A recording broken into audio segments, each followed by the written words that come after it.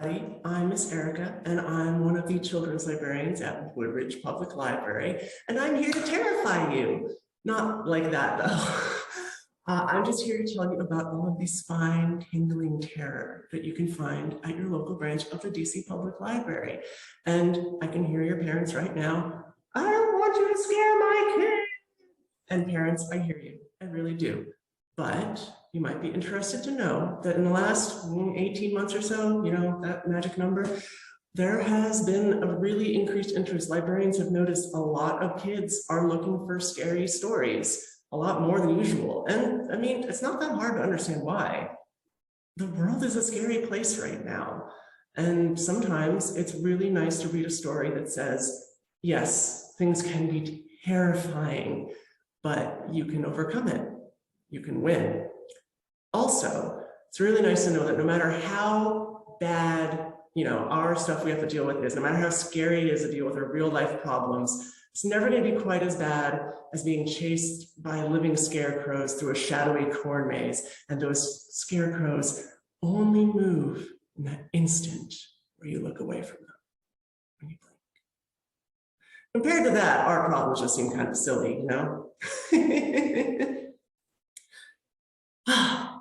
And if that isn't enough convincing, take it from me, your local librarian. In the last 18 months, I've read a lot of scary stories and found a lot of comfort in them. And some of those stories were definitely only for adults, but some of them were for children too. And I'd like to share some of those with y'all today, in case this is something that you are also looking for.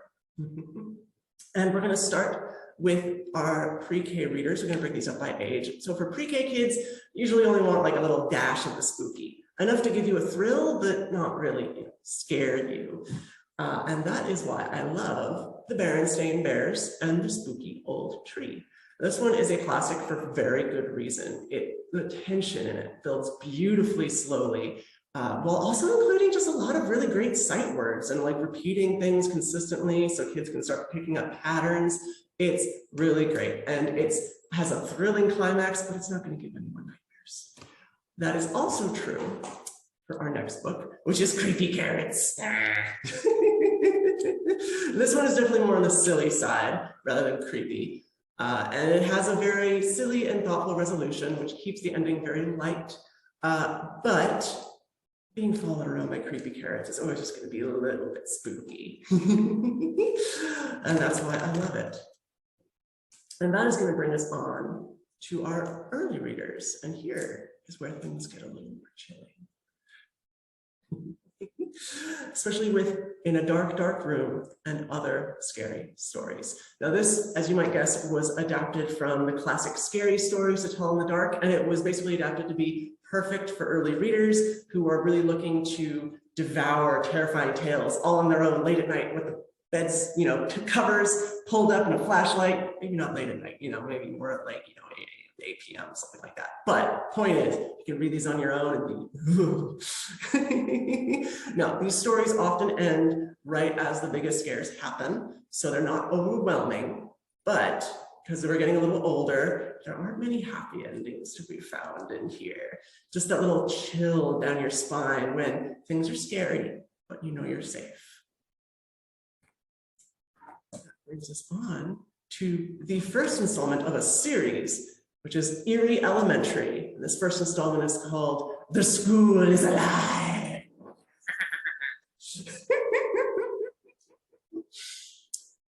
So in this story, our hero is Sam Graves, who was appointed the hall monitor of his school. Now, at your school, being hall monitor might be boring, but it's a very different job when your school is alive and wants to eat children. This book is really hard to put down as Sam trains to defend his classmates and struggles to unlock the school's secrets and just desperately scrambles to stay alive. It leads to a really, really exciting climax that leads into the next books. And there's a ton of these books, which is great for early readers who just want to read like a million of the same thing. And it's really great. Also, for younger kids who've seen their older siblings reading the Last Kids on Earth series, but maybe not quite ready for it, you might be interested to know that this book is by the same author, just using a different name to write under, which is called a pseudonym. Speaking of older kids, older siblings, or those who are not siblings, these are for you. These books are where the real horror lies. Parents, don't worry, it's not going to get like gory or anything, but these books do not pull punches. These are for kids who know that they love to get scared. Is that you? Well, let's dig into it, shall we? This is Don't Turn Out the Lights, which is a wonderful short story collection. I guarantee there's at least 1 or 2 stories in here that will fill your heart with dread.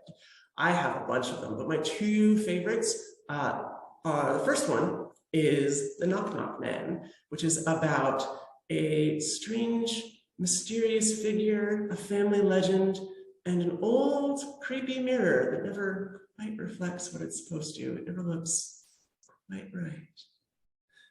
The second of my favorites is the very last story, which is called The Tall Ones.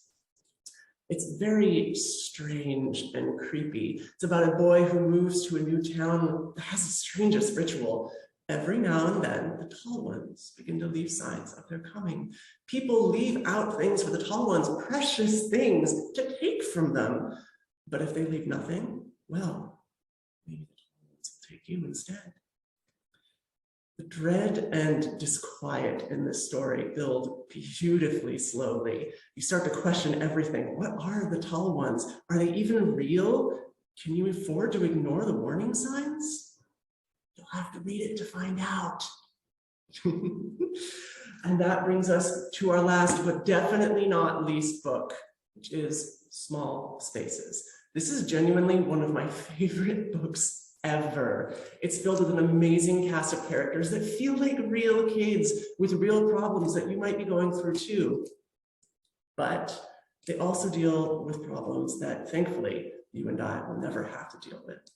Remember those living scarecrows we talked about earlier that haunt you around the corners, that follow you in those moments you're not looking?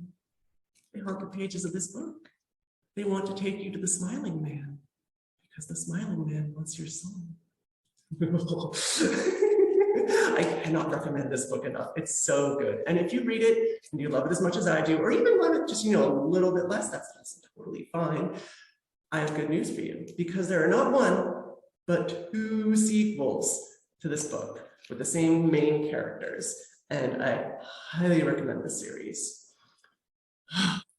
So I hope that my going on about scary stories has been helpful and beneficial. It's honestly one of my favorite subjects. I love this time of year. I love spooky stuff. And I genuinely believe that scary stories are not just fun and good, but important and vital for the kids that want them. So if you want to read any of these, or if you want even more suggestions, you can put books on hold and ask for help at dclibrary.org, or you can just come to your local branch. I am Miss Erica. I am at the Woodridge branch, and I'm one of the children's librarians there. And that just leaves me to say, happy reading, everybody.